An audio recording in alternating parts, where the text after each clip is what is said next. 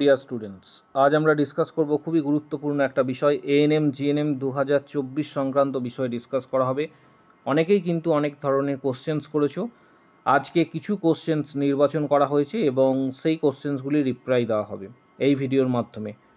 তাই ভিডিওটি প্রত্যেকে শেষ পর্যন্ত দেখো, চ্যানেলটি সাবস্ক্রাইব করো, পাশে থাকা বেল আইকন প্রেস করো এবং বন্ধুদের উদ্দেশ্যে ভিডিওটি প্রচুর পরিমাণ শেয়ার করবে। আজকে খুবই গুরুত্বপূর্ণ হতে চলেছে, কারণ এই ভিডিওর মাধ্যমে তোমরা কিন্তু এক্ষেত্রে র্যাঙ্ক ভার্সেস মার্কস, এটা অনেকেই কিন্তু জানতে চেয়েছো যে বিগত যে বছরগুলি ছিল সেখানে একটা যে প্রবণতা রয়েছে সেই প্রবণতা অনুযায়ী মার্কস ভার্সেস র্যাঙ্ক, এটা আজকে তোমাদের সামনে তুলে ধরা হবে। কারণ তুমি কত মার্কস পেলে তোমার কত জিএমআর হবে, এটা আজকে তোমাদের জানানো হবে। মোটামুটি একটা ধারণা দেওয়া হবে এই ভিডিওর মাধ্যমে, যাতে তোমরা মোটামুটি বুঝতে পারো এবং পরবর্তী ক্ষেত্রে তোমাদের এর পরের দিকে কিন্তু তোমাদের ফাইনাল ওএমআর অর্থাৎ ফাইনাল অ্যান্সার কি যেটা রয়েছে, ফাইনাল অ্যান্সার কি কিন্তু এরপর পাবলিশ করা হবে।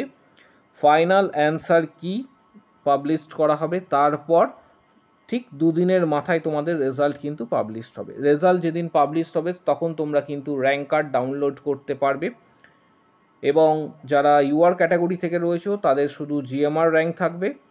আদার্স ক্যাটাগরি যারা রয়েছে তোমাদের ক্যাটাগরি র্যাঙ্ক প্লাস জিএমআর দুটো করে র্যাঙ্ক পাবে। পাশাপাশি তোমাদের জানাবো যে এএনএম এর জন্য আলাদা র্যাঙ্ক থাকবে, এএনএম এর জন্য কিন্তু আলাদা র্যাঙ্ক থাকবে এবং জিএনএম এর জন্য কিন্তু আলাদা একটা র্যাঙ্ক থাকবে। বিষয়টা কিন্তু তোমরা খেয়াল রাখবে, কারণ বিগত একটা ভিডিওতে আমি তোমাদের দেখিয়েছিলাম যে বিগত বছরে যারা স্টুডেন্ট ছিল তাদের র্যাঙ্ক কার্ড কীভাবে পাবলিশ করা হয়েছিল, অলরেডি তোমাদের সেটা আমি জানিয়েছি।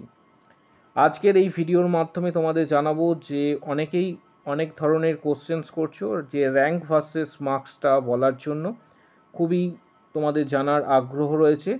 পাশাপাশি তোমাদের জানাবো যে ফাইনাল অ্যান্সার কিতে সম্ভবত যে কটা কোশ্চেনের ভুল ছিল চ্যালেঞ্জ করার পর সম্ভবত তোমাদের এক্ষেত্রে নাম্বার হয়তো বাড়তে চলেছে। যতক্ষণ না পর্যন্ত ফাইনাল অ্যান্সার কি বোর্ড পাবলিশ করছে ততক্ষণ পর্যন্ত এ ব্যাপারে ডিটেলস বিস্তারিতভাবে সেইভাবে কিছু বলা সম্ভব নয়, কারণ পুরোটাই বোর্ডের ওপর নির্ভর করছে। তবুও তোমাদের জানিয়ে রাখি যে কাট অফ হয়তো কিছুটা পরিমাণ এক্ষেত্রে সম্ভবত যদি সিট ইনক্রিজ করে তাহলে কাট অফ কিন্তু কমবে। অর্থাৎ সিট যদি ভ্যাকেন্সি বা সিটস যদি ইনক্রিজ করে তাহলে কিন্তু একটা বিষয় জেনে রাখবে, এটা যদি ইনক্রিজ করে তাহলে কিন্তু কাট অফের যে পরিমাণ সেটা কিন্তু এক্ষেত্রে কমবে, কাট অফের পরিমাণ কিন্তু কমবে। বিষয়টা গুরুত্বপূর্ণ, কারণ এবছর অনেক নতুন কলেজ অ্যাডিশনস হয়েছে এবং নতুন সিট আইএনসির লিস্টে কিন্তু প্রকাশিত হয়েছে। তাই আশা করা যেতে পারে যে সম্ভবত সিট ইনক্রিজ করবে। আমি এর আগেও তোমাদের জানিয়েছিলাম, এর আগের যে ভিডিওগুলি ছিল সেখানেও তোমাদের জানিয়েছিলাম যে এএনএম জিএনএম এর এক্ষেত্রে আসন সংখ্যা কত ছিল, কারণ এক্ষেত্রে তোমাদের আমি ফুল ডিটেলস অলরেডি দিয়েছি যে এএনএম এর আসন সংখ্যা ছিল বিগত বছরে 850টি আসন সংখ্যা ছিল এএনএম এর ক্ষেত্রে আসন সংখ্যা ছিল 850টি এবং এটা এনটিএস শুধুমাত্র ফিমেল ক্যান্ডিডেটরাই আবেদন করতে পারবে এএনএম এর ক্ষেত্রে। আর জিএনএম এর ক্ষেত্রে অলরেডি তোমাদের আমি ডিটেলস দিয়ে দিয়েছিলাম যে বিগত ভিডিওতে যে জিএনএম এর আসন সংখ্যা কত রয়েছে। পাশাপাশি এক্ষেত্রে জিএনএম মেল ক্যান্ডিডেটদের জন্য 2টো আসন রয়েছে। তবু তোমাদের আরেকবার আমি বলে রাখছি যে জিএনএম এর জন্য জিএনএম ফিমেল ক্যান্ডিডেটদের ক্ষেত্রে প্রথমে বলে রাখি গভর্নমেন্ট যে আসন সংখ্যা রয়েছে, মোটামুটি বিগত বছরে যে আসন সংখ্যা ছিল 2637টির কাছাকাছি কিন্তু আসন সংখ্যা ছিল।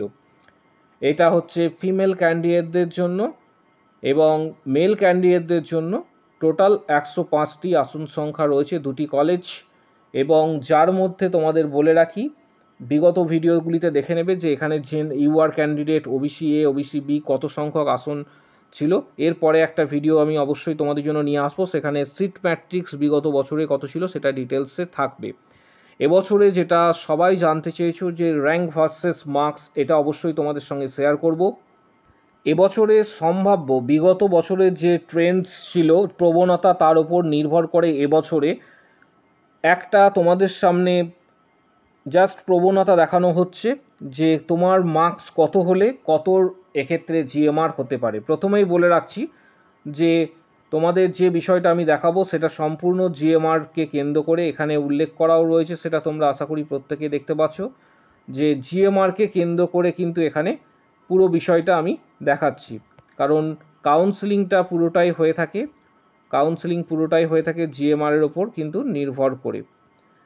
তাহলে এখানে তোমরা দেখতে পাচ্ছ যে তোমার মার্কস জিএনএম এর ক্ষেত্রে এটা বলছি, তোমার মার্কস যদি 90 হয়ে থাকে, 90 প্লাস যদি হয়ে থাকে, এক্ষেত্রে তোমার জিএমআর র্যাঙ্ক 100 থেকে 180-র মধ্যে হওয়ার সম্ভাবনা কিন্তু রয়েছে। তোমার মার্কস যদি 80 প্লাস হয়ে থাকে, তাহলে জিএমআর র্যাঙ্ক 450 থেকে 620-র মধ্যে হওয়ার সম্ভাবনা রয়েছে। 75 প্লাস যদি তোমার এক্ষেত্রে মার্কস হয়ে থাকে, তাহলে 820 থেকে 900-র মধ্যে জিএমআর হওয়ার সম্ভাবনা রয়েছে। ঠিক তার নিচে 65 যদি কারোর মার্কস হয়ে থাকে, 65 প্লাস, তার জিএমআর কিন্তু 1550 থেকে 1700-র মধ্যে আসার সম্ভাবনা কিন্তু রয়েছে। 60 প্লাস পেলে তার জিএমআর কিন্তু 2200 থেকে 2350-এর মধ্যে আসার সম্ভাবনা রয়েছে। 55 প্লাস পেলে 3400 থেকে 3600-র মধ্যে জিএমআর আসার সম্ভাবনা রয়েছে।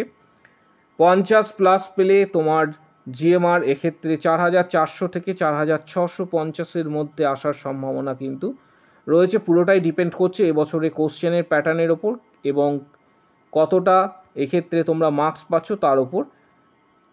45 প্লাস তুমি যদি পেয়ে থাকো, 6650 থেকে 6950-এর মধ্যে কিন্তু জিএমআর হওয়ার সম্ভাবনা রয়েছে। 40 প্লাস যদি মার্কস পেয়ে থাকো, তাহলে 10,200 থেকে 11,300-র মধ্যে কিন্তু এক্ষেত্রে জিএমআর হবার কিন্তু সম্ভাবনা রয়েছে। অলরেডি তোমাদের এবছরে কাট অফের ভিডিও আমি দিয়ে দিয়েছি, অলরেডি কাট অফের ভিডিও দেওয়া হয়েছে, অবশ্যই তোমরা সেই ভিডিওগুলি অবশ্যই কিন্তু দেখে নেবে। এবছরে সম্ভাব্য কাট অফ যেটা যেতে পারে জিএনএম এর ক্ষেত্রে বলছি, ফিমেল ক্যান্ডিডেটদের ক্ষেত্রে, এক্ষেত্রে তোমাদের জানাবো যে জেনারেল বা ইউআর ক্যান্ডিডেটদের মধ্যে এই কাট অফ ফিমেল ক্যান্ডিডেটদের ক্ষেত্রে প্রথমেই বললাম 59 to 62, OBC A 51 to 56, OBC B 54 to 59, SC candidate 45 to 51, ST candidate 26 to 31, EWS candidate 41 to 46, civil defence এক্ষেত্রে 41 to 46, সিডি ক্যান্ডিডেট এক্ষেত্রে 51 to 56-এর মধ্যে যাওয়ার সম্ভাবনা রয়েছে। এটা জিএনএম ফিমেল ক্যান্ডিডেটদের ক্ষেত্রে বললাম। এবার আসছি এএনএম এর কাট অফের বলবো তোমাদের। এএনএম গত বছরেও হাই গিয়েছিল, এবছরেও হাই যাওয়ার একটা সম্ভাবনা রয়েছে, কম বেশি কিছুটা হলেও হতে পারে। ইউআর ক্যান্ডিডেট যেহেতু এএনএম এর আসন সংখ্যা কম এবং ম্যাক্সিমাম ডিমান্ড, স্টুডেন্টদের ম্যাক্সিমাম ডিমান্ড থাকে কিন্তু এক্ষেত্রে এএনএম করার, কারণ এএনএম করলে সরাসরি 2 বছরে কোর্স কমপ্লিট করার পর একটা চাকরির কিন্তু নিশ্চয়তা এক্ষেত্রে সরকার থেকে দেওয়া হয়। তাই এএনএম এর চাহিদাটা কিন্তু বিগত বছরে 2-3 বছরে কিন্তু অনেকটাই বৃদ্ধিপ্রাপ্ত হয়েছে। এএনএম এর কাট অফ 2024-এ সম্ভবত তোমাদের যে কাট অফটা বলছি এর সাথে +3 -3 অ্যাড অন করে রাখবে, +3 বা -3 ওঠানামা করতে পারে। ইউআর ক্যান্ডিডেটদের ক্ষেত্রে 81 to 85, পাশাপাশি ওবিসি এ ক্যান্ডিডেটদের ক্ষেত্রে 65 to 69, ওবিসি বি ক্যান্ডিডেটদের ক্ষেত্রে 66 to 71, এসসি ক্যান্ডিডেটদের ক্ষেত্রে 61 to 65 এএনএম এর কাট অফ বলছি। এসটিদের ক্ষেত্রে 41 to 45, ইডাব্লিউএস ক্যান্ডিডেটদের ক্ষেত্রে 51 to 55, সিভিল ডিফেন্সের ক্ষেত্রে 56 to 61 সম্ভবত কাট অফ যাওয়ার সম্ভাবনা রয়েছে। এবং ছেলেদের ক্ষেত্রে কাট অফ মোটামুটি ধরে রাখো, যারা বয়েজ ক্যান্ডিডেট রয়েছে বা মেল ক্যান্ডিডেটদের ক্ষেত্রে জিএনএম এর কাট অফ মূলত ইউআর ক্যান্ডিডেটদের ক্ষেত্রে সম্ভবত 80+ থাকার সম্ভাবনা রয়েছে। বাকি অন্যান্য ক্যাটাগরিক্যালি যারা রয়েছে তাদের কিন্তু এক্ষেত্রে 74 to 78 মধ্যে কিন্তু কাট অফ থাকবে। কাট অফ অবশ্যই কিন্তু ওঠানামা করবে, পুরোটাই নির্ভর করছে তোমাদের রেজাল্টের ওপর এবং তোমাদের কোশ্চেন প্যাটার্ন কিভাবে হয়েছে, এই সমস্ত বিষয়ের ওপর কিন্তু কাট অফ নির্ভর করছে। তোমরা যারা ভিডিওটা দেখছো অবশ্যই কমেন্ট বক্স সেকশনে জানাও যে তোমার র্যাঙ্ক কত হতে পারে বা তুমি কত এক্ষেত্রে মার্কস পাবে, এবং আরেকটা বিষয়, তোমার কোন ক্যাটাগরি থেকে তুমি বিলং করছো, তোমার মার্কস কত হতে পারে, এটা অবশ্যই কিন্তু কমেন্ট বক্স সেকশনে জানাও। আমি প্রত্যেককে রিপ্লাই দেবো। ভিডিওটা প্রচুর শেয়ার করো, চ্যানেলটি সাবস্ক্রাইব করো। যদি কোনো কোশ্চেন্স বা কোয়ারি থাকে কমেন্ট বক্স সেকশনে জানাও, অবশ্যই প্রত্যেককে উত্তর দেওয়া হবে। আজকের ভিডিও এই পর্যন্ত।